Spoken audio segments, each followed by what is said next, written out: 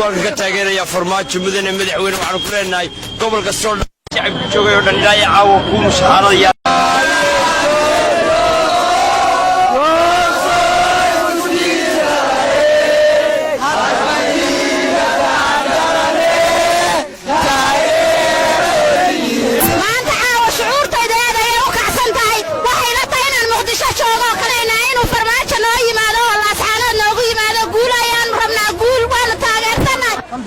على هذه فرس دبالدق يورد لو دلبدو مالين oo loo dudeeyo khalqigu daawasho u joogo hadii niman daryeelin xakameeda amanka u galiyo oo xidibta daran dooriyo duba madaxiisa dabcin maayo oo wuxuu ka bixi inuu ka duulaayo gamcahaasi uu ka deystaan ninkii fulma daashadi adiga iskana aba u qalma adaan kuugu hambalyeelana waadna maadan tahay waadna